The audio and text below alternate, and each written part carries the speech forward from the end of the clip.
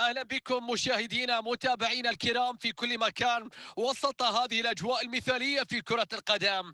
وكالعادة معكم سأكون في التعليق على هذا اللقاء من خلال كابينة التعليق، متواجد معكم محبكم على الدوام بالتأكيد، وسعيد بالتعليق على هذه المواجهة. البرتغال في مواجهة إنجلترا. نتطلع لهذه المواجهة ونتمنى بأن تكون مليئة بالمتعة والإثارة.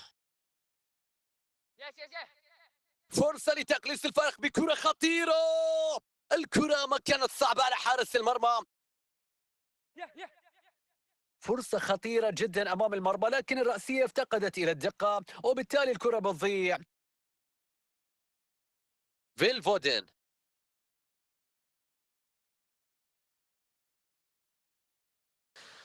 على الرغم من أن إنجلترا هي مهد كرة القدم، إلا أن المنتخب الإنجليزي يعاني بشكل كبير في البطولات الكبرى وبصورة دائمة. يهرب بالكرة، مر فيها، انطلق فيها، راح. هدف آخر كل ما يحتاجون إليه الآن ليظهر الفريق شخصيته وقدرته على العودة. تنطلق المباراة مرة أخرى، النتيجة هدفين لهدف. تدخل جميل من اللاعب،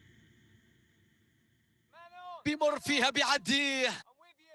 مستحيل، اكتملت العودة. عادوا سريعا، عادوا بقوة، ضربوا بقوة. من قال أنها انتهت، من ظن أنها حسمت، ها هم يتبعوها بالثاني. الله على الإثارة. شوط أول ينتهي ونتجه الآن لاستراحة ما بين الشوطين.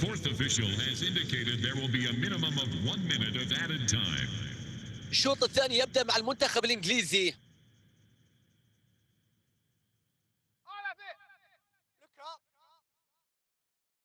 ليونيل ميسي.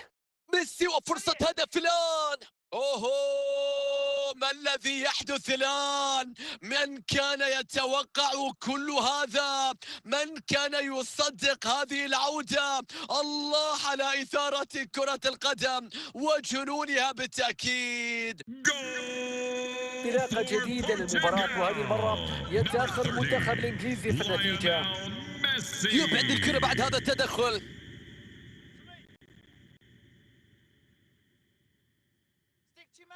تدخل في هذه اللحظات، استخلاص لهذه الكرة، يتقدم بالكرة، فرصة خطيرة. اوه، راحت الفرصة. كان ممكن ينهي الأمور، كان ممكن يجعل فريقه متقدم بهدفين. فرصة كانت سهلة.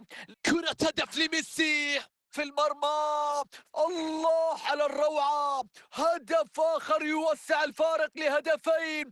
تقدم مستحق في النتيجة. نظرة جديدة على الهدف هنا من خلال الإعادة. شوف التمركز السليم، شوف التموضع أمام المرمى في انتظار الكرة من مسافة قريبة. أكيد الهدف مضمون. رباعية مقابل هدفين، الفارق يصبح هدفين بعد هذا الهدف.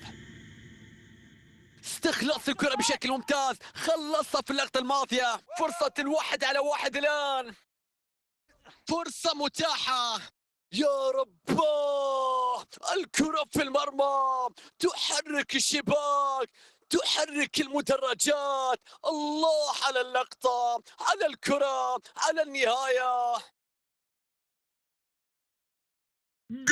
تقدم كبير ب5 أهداف لهدفين، تتكلم عن 7 أهداف شاهدناها حتى اللحظة.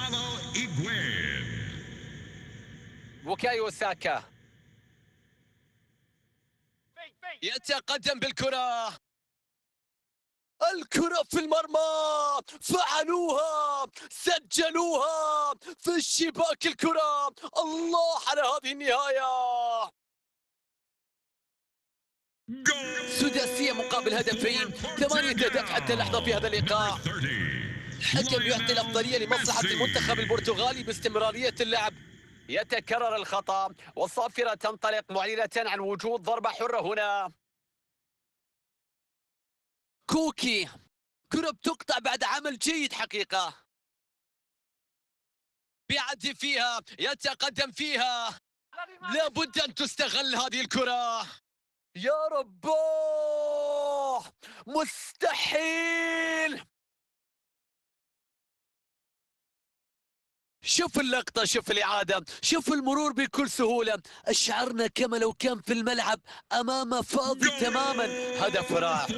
المباراة كانت من جانب واحد، فرق الأهداف كبير وراح يكون من الصعب تعويضها. كرة بتتخلص بشكل ممتاز.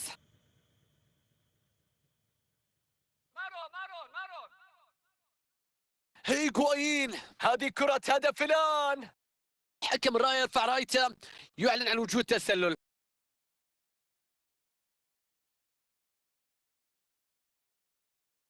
لكن بيبي بيقرأ بشكل سليم. هاري كين، وصلت إلى ماونت، خطيرة عند ميسون ماونت. تدخل في الوقت المناسب، الضغط ينتهي في اللقطة الماضية. حارس المرمى الصحي، وتسديدة أساسا كانت من مسافة بعيدة. 8 دقائق تفصلنا عن نهاية اللقاء. جيرو، كرة خطيرة مع جيرو. اوه، هدف من اوليفييه جيرو.